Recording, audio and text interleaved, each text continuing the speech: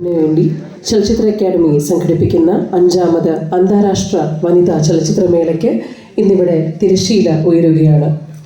സ്ത്രീ സമത്വത്തിനായി ഒരു സാംസ്കാരിക മുന്നേറ്റം ലക്ഷ്യമിട്ട് സാംസ്കാരിക വകുപ്പ് ആവിഷ്കരിച്ച് നടപ്പാക്കുന്ന സമം എന്ന പദ്ധതിയുടെ ഭാഗമായാണ് ഈ മേള സംഘടിപ്പിച്ചിരിക്കുന്നത്. പെണ്ണനുഭവങ്ങളുടെ നേർക്കാഴ്ചകൾ അണിനിരത്തിക്കൊണ്ട് 31 സിനിമകൾ ഈ തിയേറ്റർ സമുച്ചയത്തിൽ പ്രദർശിപ്പിക്കും. 4 നാൾ നീണ്ടു നിൽക്കുന്ന പെണ്ണോട്ടങ്ങളുടെ തിരക്കാഴ്ചകൾക്ക് തിരിതെളിയിക്കുന്നതിനായി ഈ വേദി ഒരുങ്ങിക്കഴിഞ്ഞിരിക്കുന്നു.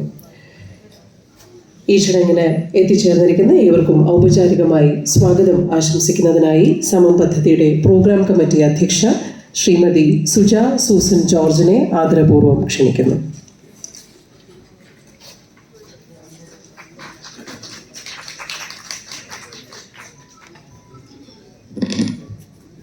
ബഹുമാന്യരെ, പ്രിയമുള്ളവരെ, വളരെയധികം സന്തോഷകരമായ ഒരു കൂടിച്ചേരലാണ് ഇത് എന്നുള്ളതിന് യാതൊരു സംശയവുമില്ല.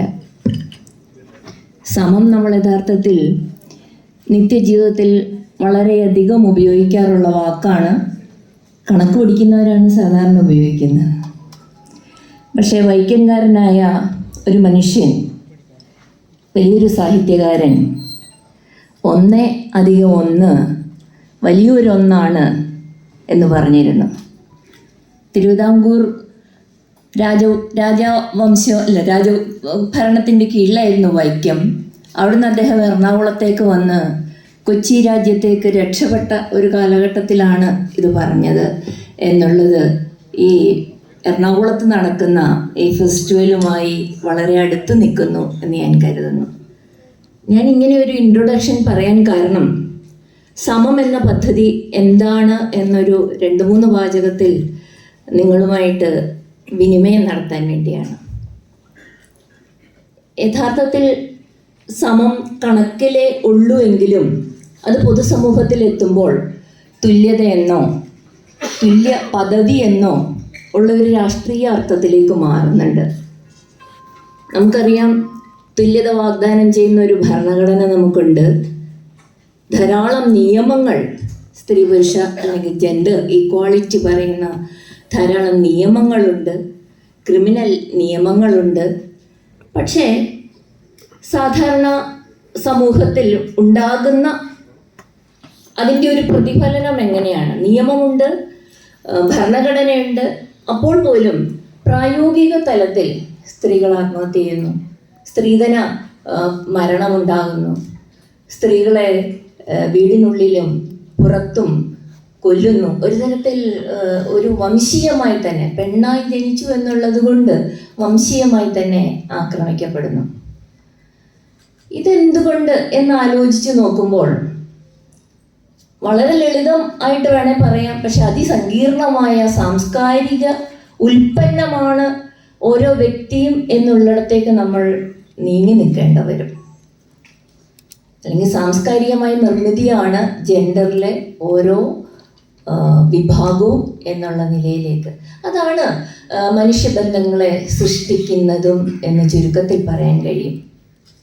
യഥാർത്ഥത്തിൽ സമം പദ്ധതി ആസൂത്രണം ചെയ്യാൻ 2021 സമം പദ്ധതി തുടങ്ങുന്നത്. ആസൂത്രണം ചെയ്യാനൊരു പൊടുന്നനവേ ഉള്ളൊരു കാരണം, ഇത്രയധികം വിദ്യാഭ്യാസമുള്ള ഒരു സമൂഹമാണ്.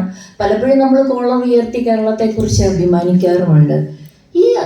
ഈ സമൂഹത്തിലാണ് വളരെ ഉയർന്ന വിദ്യാഭ്യാസമുള്ള പെൺകുട്ടികൾ ആത്മഹത്യ ചെയ്യുന്നത്. ഗാർഹിക പീഡനം അല്ലാതെ ഒക്കെ ആവാം. ഇത് വല്ലാത്തൊരു വൈരുദ്ധ്യം ഉണ്ടാക്കുന്നുണ്ട്.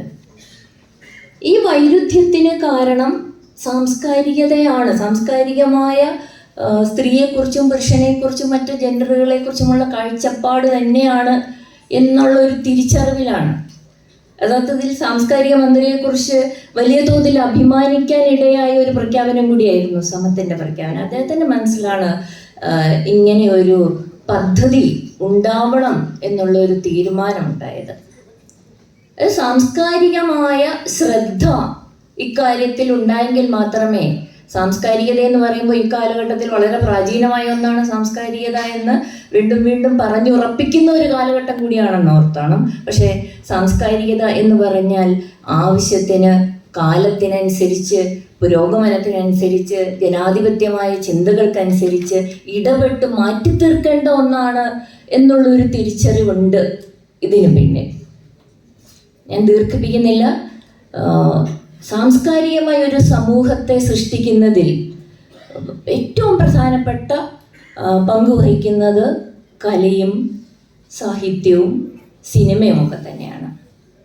നമുക്ക് തന്നെ അറിയാം നമ്മുടെ സിനിമയുടെ ചരിത്രം. ഒരു 80s കഴിയുമ്പോഴത്തേക്ക് സിനിമയിൽ എങ്ങനെയാണ് ഒരു സ്ത്രീ അവതരിപ്പിക്കപ്പെടുന്നത്, ഒരു പെൺകുട്ടി അവതരിപ്പിക്കപ്പെടുന്നത്, വീരനായ ഒരു പുരുഷൻ അവതരിപ്പിക്കപ്പെടുന്നത് എന്നൊക്കെയുള്ളൊരു മാറ്റങ്ങളുടെ കഥ കൂടി നമ്മളിപ്പോൾ ഓർത്തു പോകേണ്ടതാണ്. അപ്പോൾ സിനിമ കാണുക, സിനിമയെക്കുറിച്ച് ചിന്തിക്കുക, സിനിമയിൽ അഭിനയിക്കുന്നവർ അവരുടെ ജീവിതം എന്താണ് നമ്മുടെ മുമ്പിൽ, അവരുടെ സ്വകാര്യ ജീവിതമോ പബ്ലിക് ജീവിതമോ അവരുടെ സിനിമാഭിനയ ജീവിതമോ ഒക്കെ എങ്ങനെയാണ് എന്നുള്ളത് സമൂഹം ഉറ്റുനോക്കുന്ന ഒരു കാര്യമാണ്.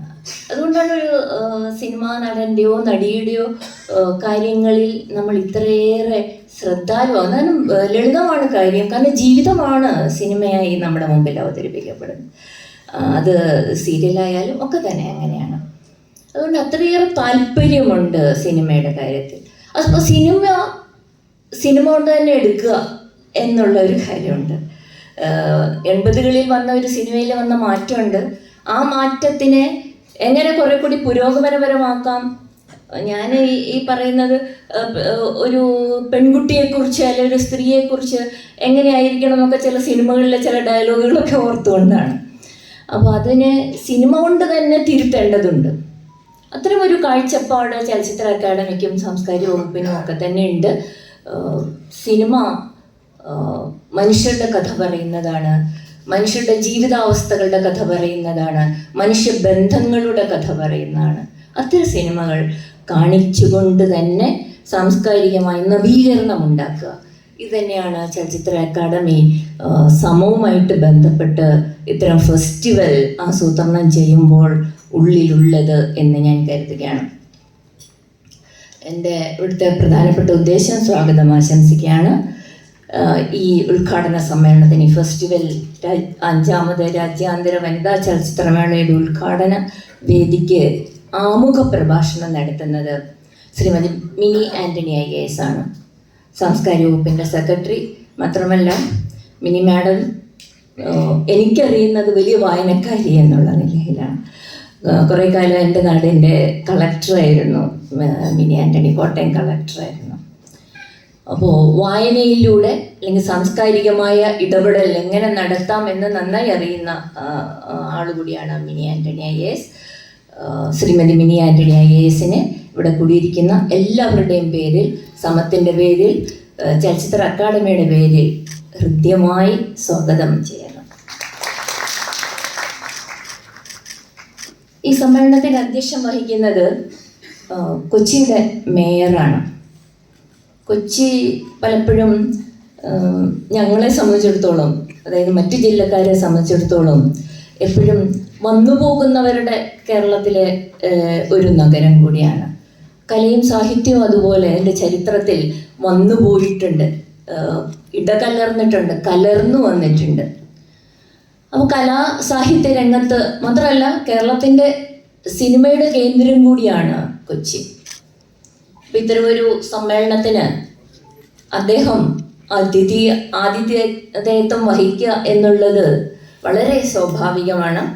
ഈ സമ്മേളനത്തിന് ഫെസ്റ്റിവൽ നടക്കുന്നതിനും ഇതിൻ്റെ ചുറ്റുവട്ട ഒരുക്കങ്ങൾക്കും എല്ലാവിധ നേതൃത്വവും നൽകുന്ന ബഹുമാനപ്പെട്ട മേയറെ ഹൃദ്യമായി ഈ ഉദ്ഘാടന വേദിയിലേക്ക് സ്വാഗതം ചെയ്യുകയാണ്.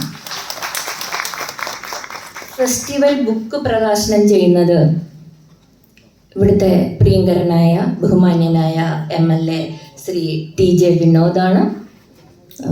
ഈ നാടിൻ്റെ പ്രിയങ്കരനായ ജനപ്രതിനിധിയെ വളരെ സന്തോഷത്തോടു കൂടി സ്വാഗതം ചെയ്യട്ടെ.